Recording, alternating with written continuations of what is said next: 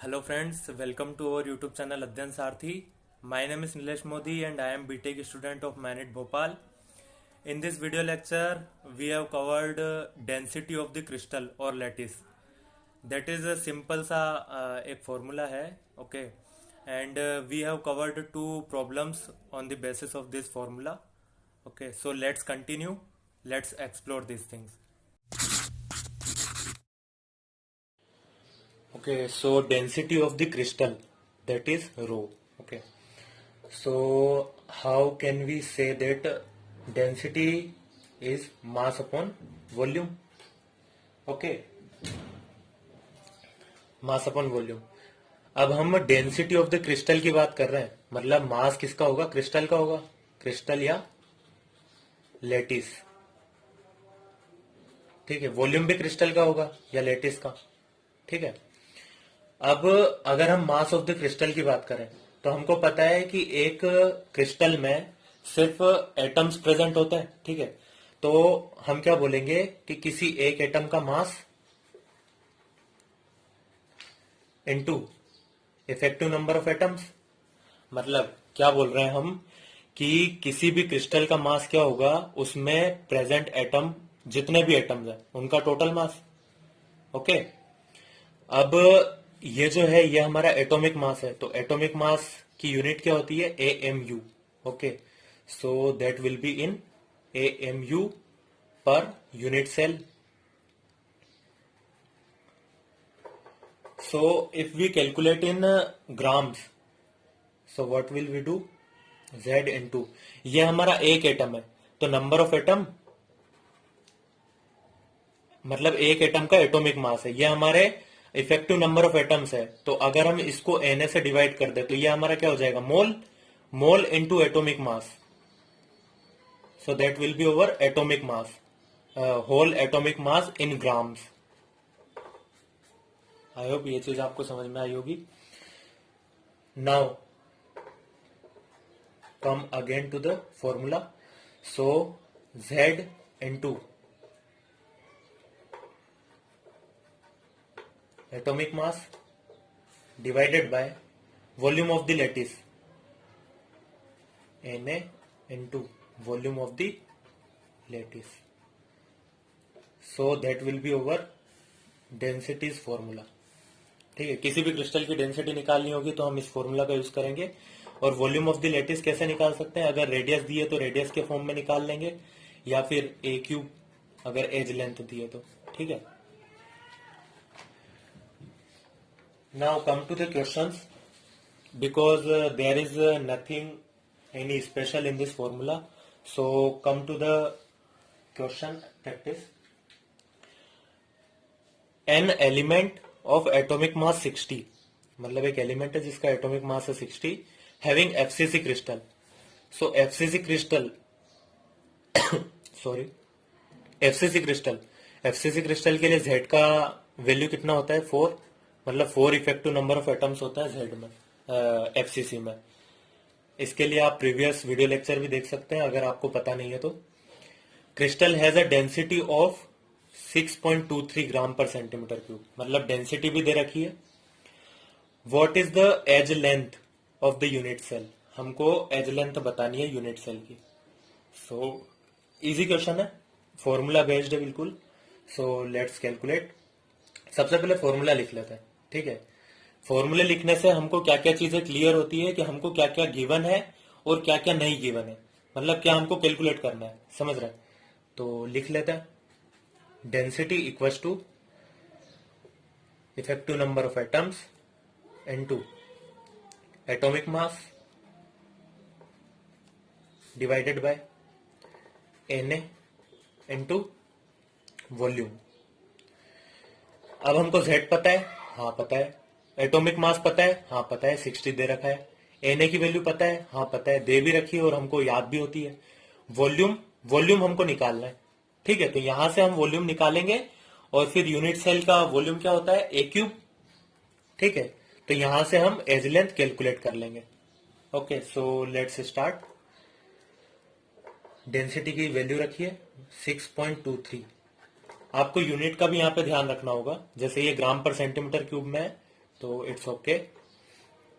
Atomic mass सबसे पहले Z is 4 here and atomic mass is 60, that is in AMU, okay, divided by Na 6.02 into 10 raised to the power 23 into volume को हम अभी volume ही लिख लेते हैं calculation आसान करने के लिए।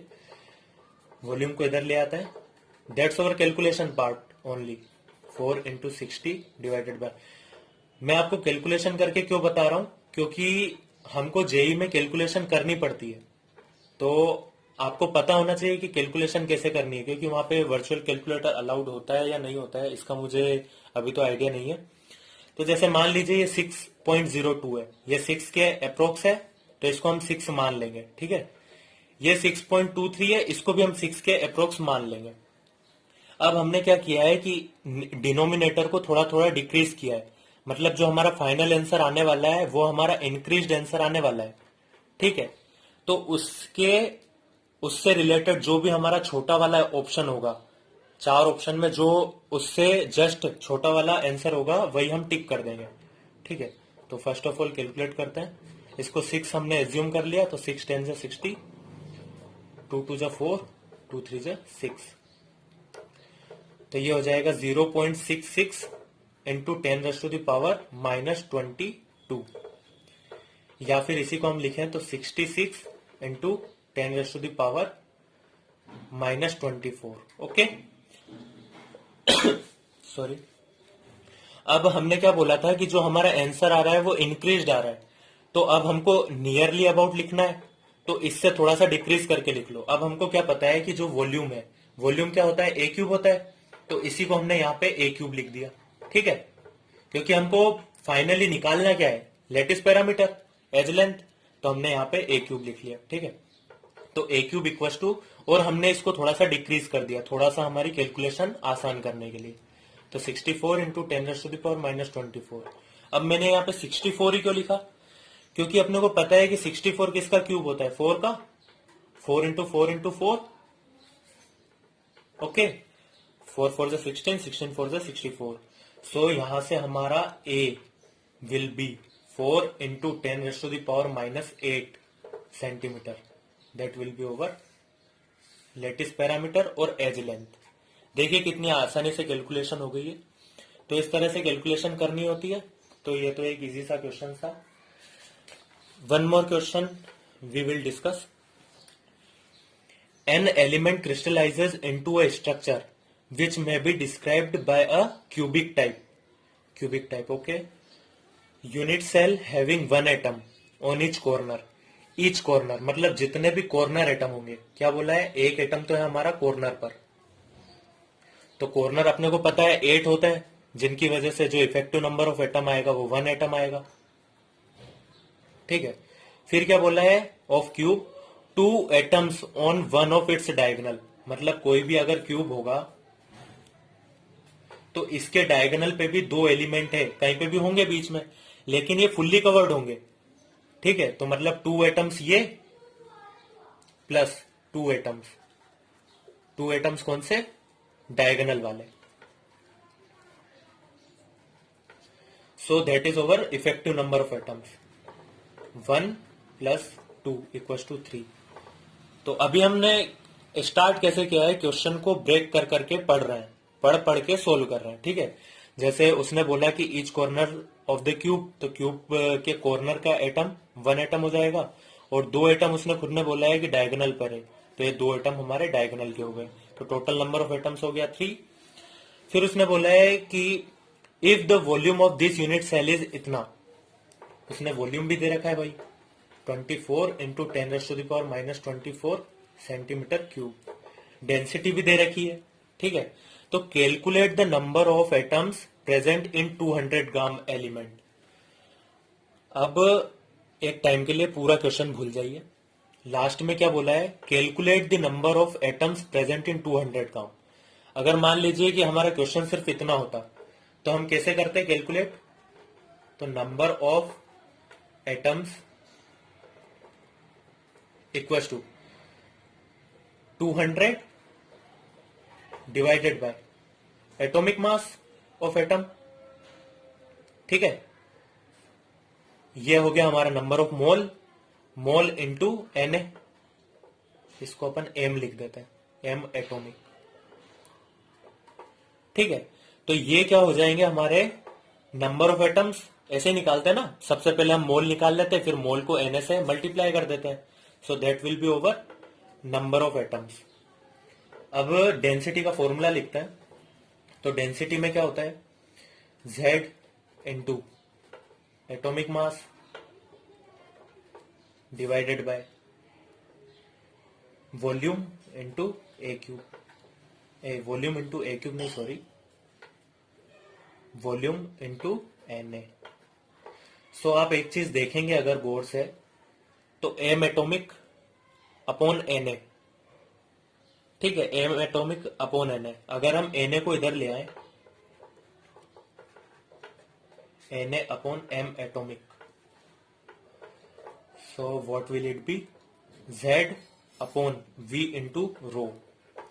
तो अगर हम इसकी वैल्यू कैलकुलेट कर लें, ठीक है, क्योंकि हमारे पास Z भी गिवन है, Z की वैल्यू है 3 डिवाइडेड बाय वॉल्यूम भी गिवन है, वॉल्यूम की वैल्यू है 24 इंटू 10⁻⁻⁻24 इंटू रो भी हमको दिया है 7.2, ठीक है।